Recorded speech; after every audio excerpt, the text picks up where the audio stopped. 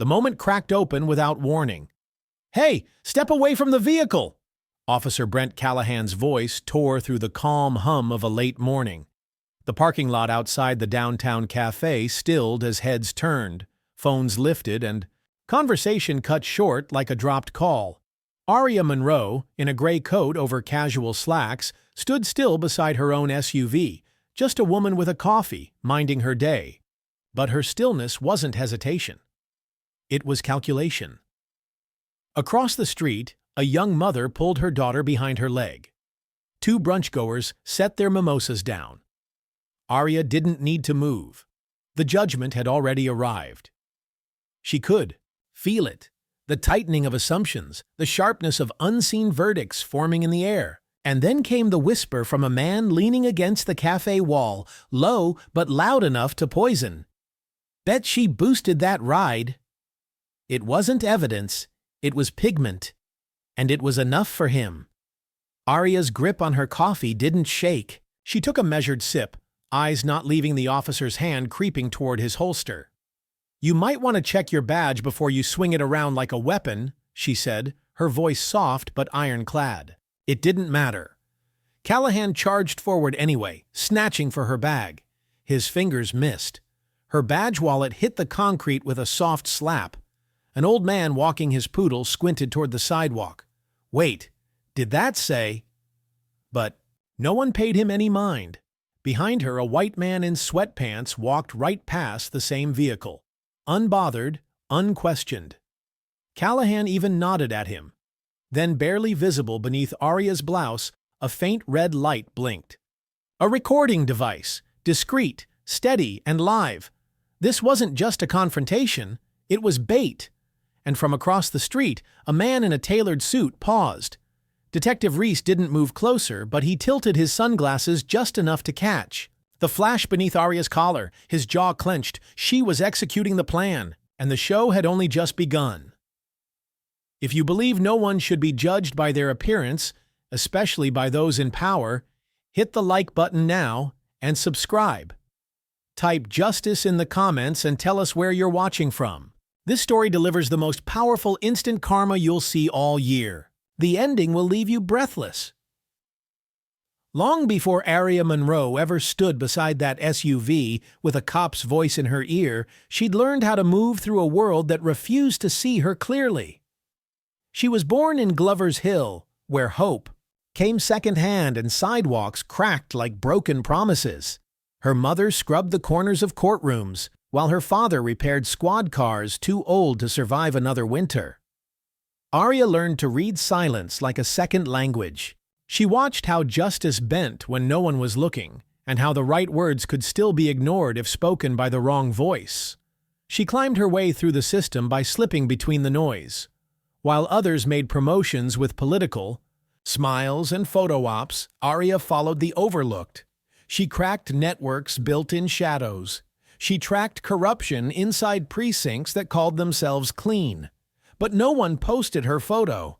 That wasn't the goal. She worked behind other people's names, in places that denied her seat at the table, until she stopped asking for one.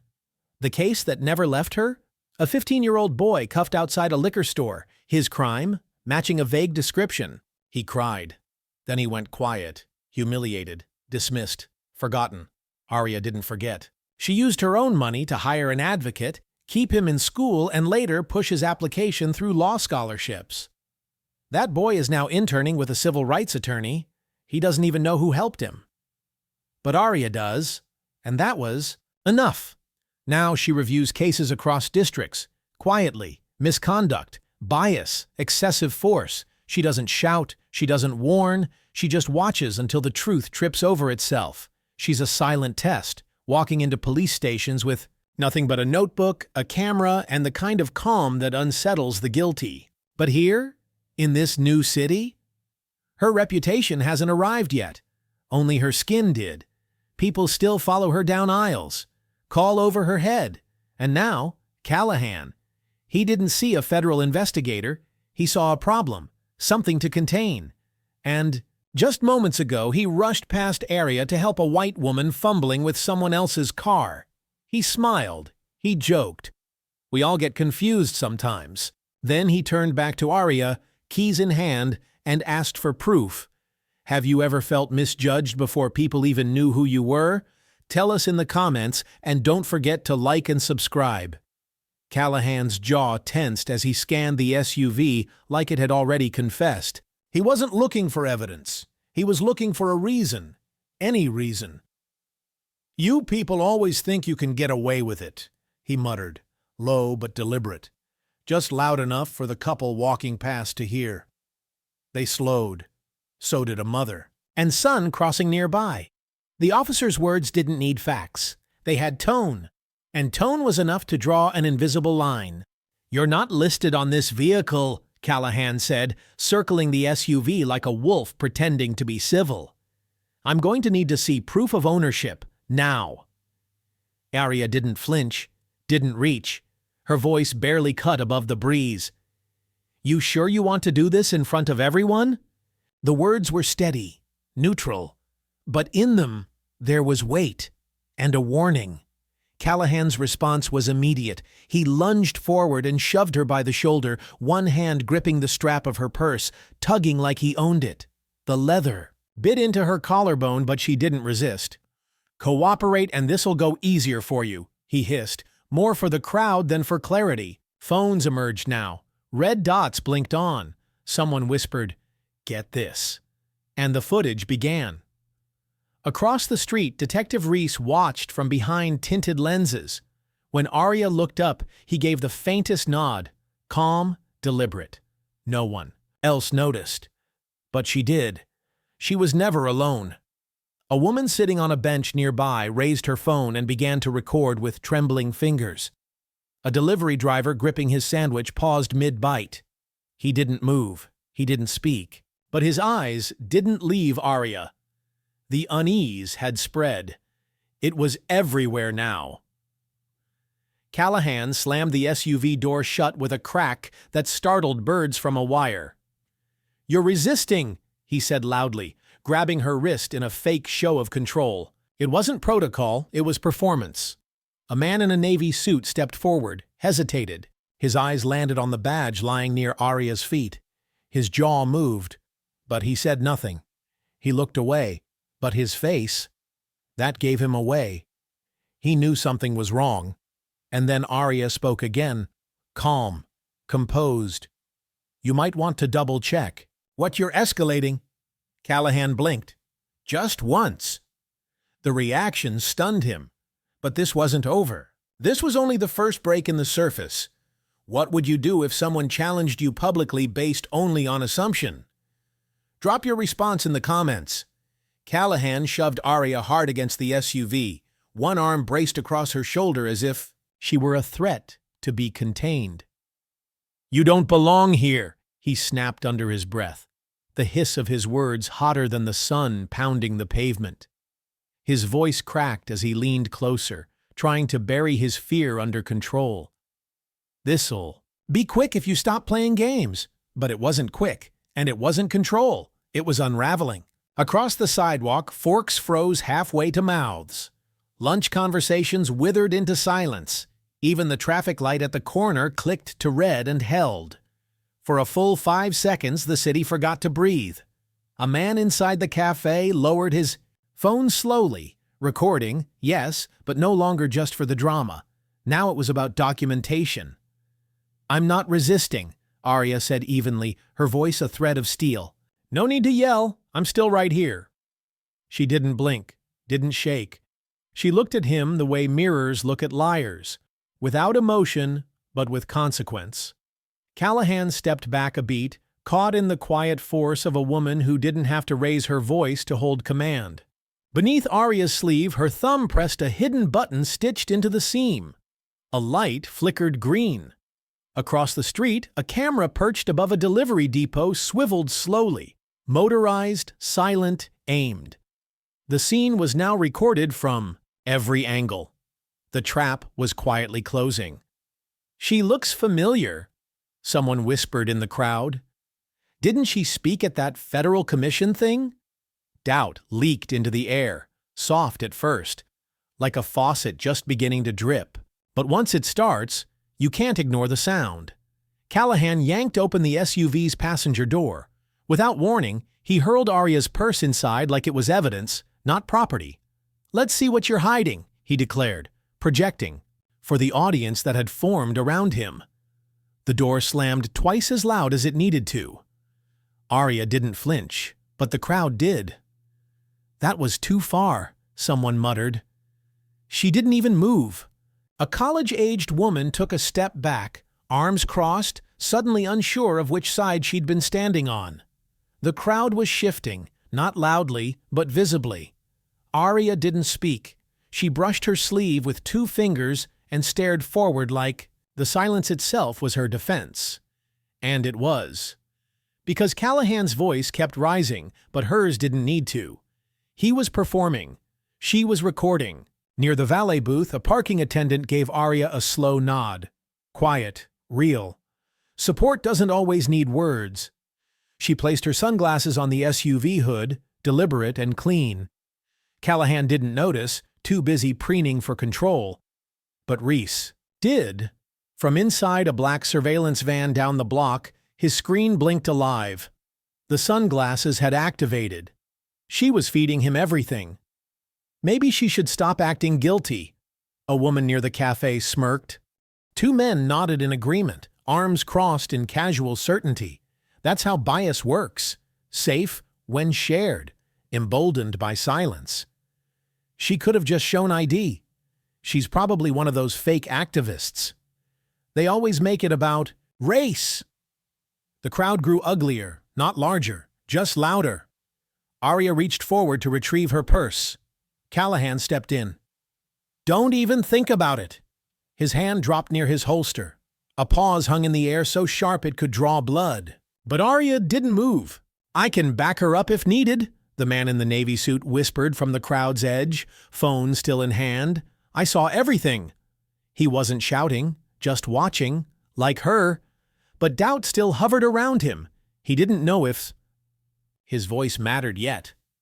Callahan noticed. "You a lawyer or something? Stay out of it."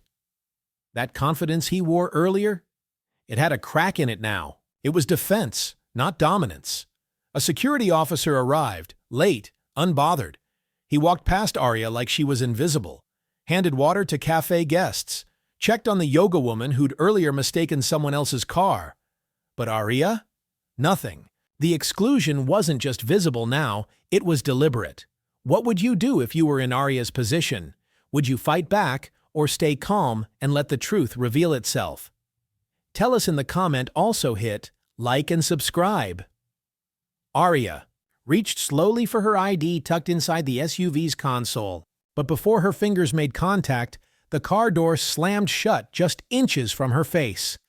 Violently, deliberately. The sound cracked through the air like a gunshot. Callahan leaned in, jabbed her shoulder with 2 stiff fingers. "You don't move unless I say so," he hissed, low and sharp. The contact was small, but loaded. In the crowd, someone audibly gasped. The message was clear. This wasn't about control anymore, it was about humiliation. "She's obstructing," Callahan shouted, creating a scene. He looked around, waiting for affirmation. A man near the curb nodded faintly, unsure. A woman in workout gear looked down at her phone, pretending not to notice. But the crowd's energy had shifted.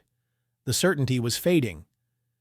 Arya exhaled, smoothed her jacket. "All I've ever asked for is fairness." No anger, no tremble, just words dropped like anchors. A college student lifted her phone higher, recording. Her hands shook. Then Arya turned and walked, 3 steps toward the edge of the lot. Murmurs rose. Was she leaving? Giving up? But she stopped, turned, and walked calmly back to her SUV. No one could read her face, but everyone felt it. She wasn't done. "Don't ignore me," Callahan barked, snapping again. He seized her arm, too tightly. A voice rang out. "You can't touch her like that." "She didn't do anything," another shouted. "That's assault." Arya looked up, unshaken. "You just made a mistake, a public one." And then, "Officer," a voice commanded from across the lot, steady and unfamiliar. "Step away from her." What do you think Arya should do next? Should she stay quiet or let the truth shake the room? Let us know in the comments. Also hit like and subscribe right now. Arya straightened the lapel of her jacket, brushing it with calm precision. Her shoulder still ached from where Callahan had grabbed her, but her spine stood tall. "I've tolerated enough," she said. Her voice didn't rise. It didn't need to. It was the kind of calm that no longer asked permission. Not a threat, a boundary. And it landed heavier than any shout could. Callahan flinched, then scowled. "You're the one making this complicated," he snapped, louder now, but less certain. He waved toward the crowd. She refused to identify herself. But no one backed him this time. No one nodded. Phones were up, yes, but not in his favor. The air had shifted. Eyes that once followed his movements now studied Arya.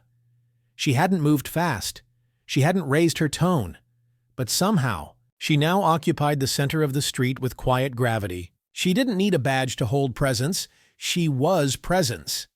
And even those who doubted her felt it.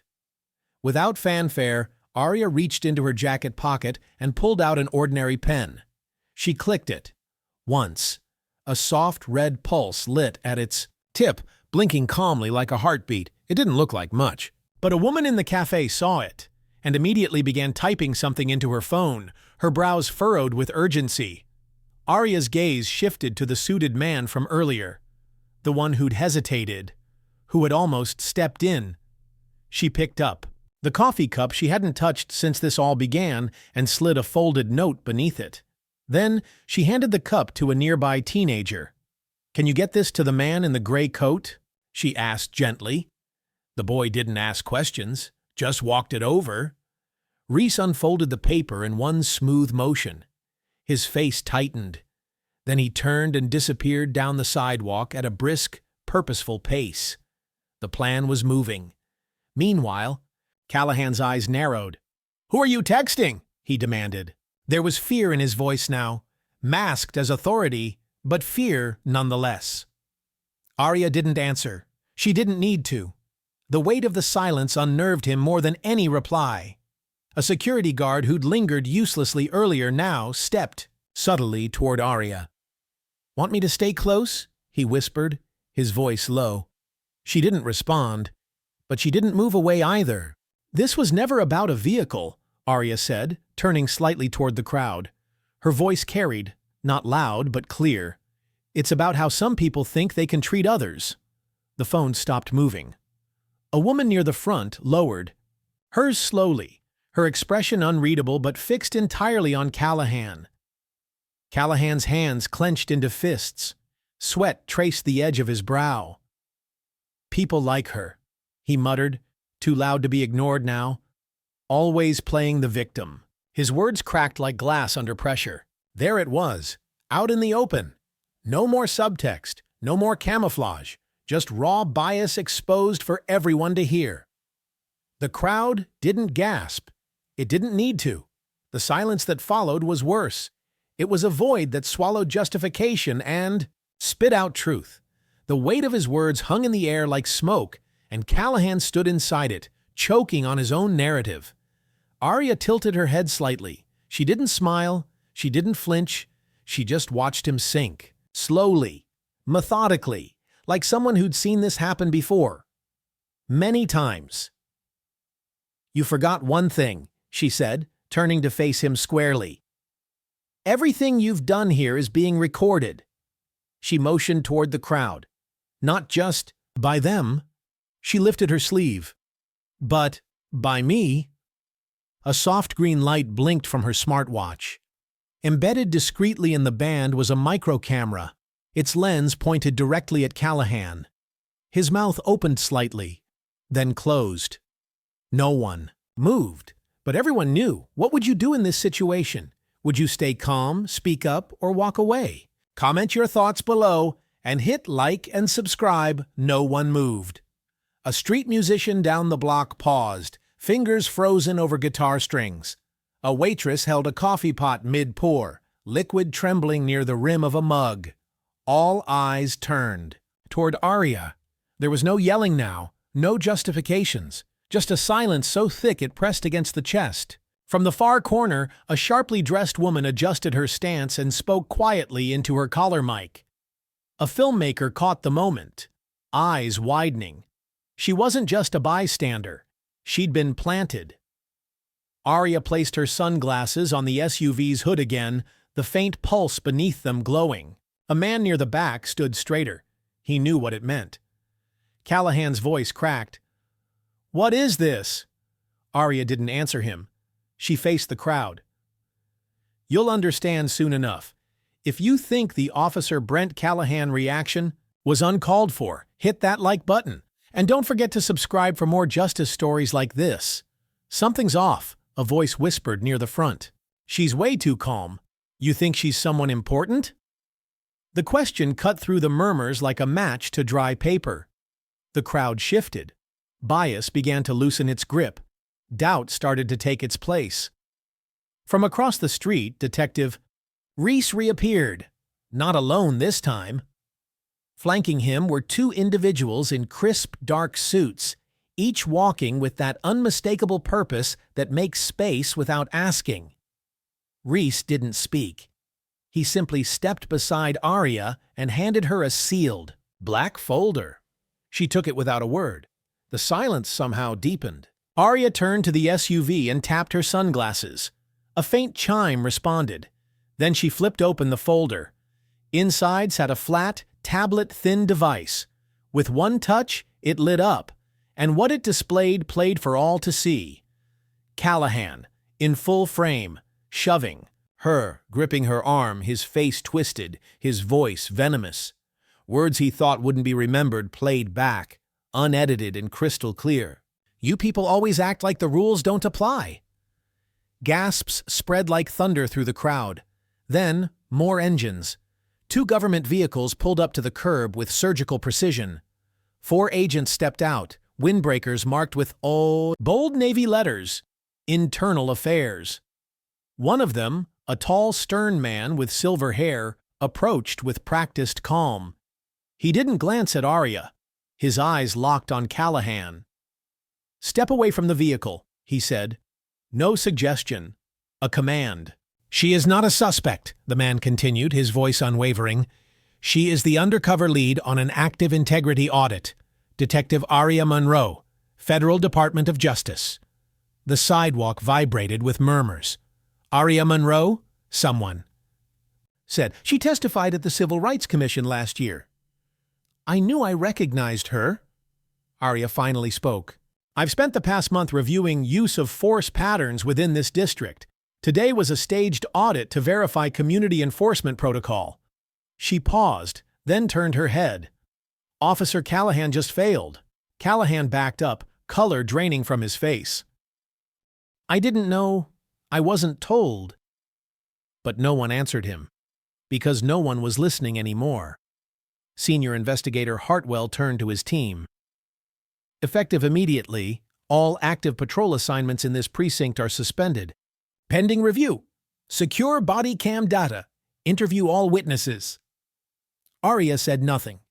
She handed her sunglasses back to Reese and took a step behind the agents. Her silence spoke louder than any reprimand. 2 more agents moved in, this time with evidence in hand, digital logs, timestamps, recorded dispatch entries. They weren't angry, they weren't personal. This was protocol. Clean. Cold. Final. "You never once asked who I was," Arya said softly to Callahan. "You didn't need to. You assumed." The crowd didn't cheer. They didn't need to. They simply changed. Nods. Lowered phones. New respect shaped the space between people. "You chose bias," she continued, "not the law, and now you'll answer for it." Even Officer Davis, Callahan's own partner, took one step to the side. It wasn't much, but the message landed like a punch. Callahan looked toward the sidewalk, then toward the alley. His feet inched slowly, quietly, trying to escape the heat of exposure. But before he could disappear, Hartwell's voice rang out, clear and sharp. "Officer Brent Callahan, remain where you are. You're now under federal review for misconduct and targeted profiling. He froze. His face collapsed inward. Your commission is hereby suspended, Hartwell added, effective immediately. Another agent stepped forward. You'll report to the External Oversight Committee for your formal hearing. Today's operation was not isolated. It was part of a national compliance sweep. The net wasn't new. He just walked into it blindly. This wasn't personal, Callahan muttered. But it was too late. Arya finally turned to him. Her voice remained steady, her eyes steady. It became personal the moment you made it public. Then she turned her back. Facing the crowd now, Arya addressed them, not with triumph, but with truth. To those who recorded, to those who watched, thank you. Not for stopping it, but for not pretending it didn't happen. Her gaze found the man in the suit, the one who hesitated earlier. He nodded now. She returned the gesture. No apology needed. Recognition was enough. As Arya stepped toward the waiting federal SUV, she passed a mirrored cafe wall. Reflected beside her was a digital panel flashing her full ID. Arya Monroe, DOJ Oversight Division, Federal Auditor-in-Chief. A woman near the back gasped. She wasn't just someone. She was the someone. Do you think the officer Brent Callahan deserves forgiveness or should face the full consequences? Let us know in the comments also. Hit like and subscribe as Arya stepped into the waiting federal SUV. A young woman from the crowd jogged to the door. She didn't raise her phone. She didn't ask for a selfie. She just looked Arya in the eye and said, "I've never seen someone win without yelling." Arya offered a single nod. Sometimes the loudest voice in the room is the one that never needed to shout. By nightfall, the footage had spread across every platform. But it wasn't trending because it was dramatic. It was going viral because it was deliberate. One caption read, "Real power doesn't raise its voice. Real power stands still." Later that week, in a quiet interview, Arya gave one statement. Power isn't about proving something. It's about protecting something. Then she added, if they don't see your value, stay still. You don't have to prove your worth, just refuse to forget it. Weeks later, she walked into the same cafe. This time, the barista smiled. "Good morning, detective."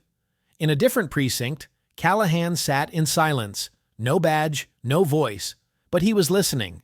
And in D.C., a folder landed on Arya's desk. Phase 2. National Bias Audit. Lead. "Monroe," she whispered. "Legacy isn't noise. It's the silence they remember. If you love this story, don't forget to like, subscribe, and share it with someone who needs to be reminded that dignity belongs to everyone, not just the powerful." And in the comments, tell us, should Officer Callahan be forgiven, or should he face the full consequences?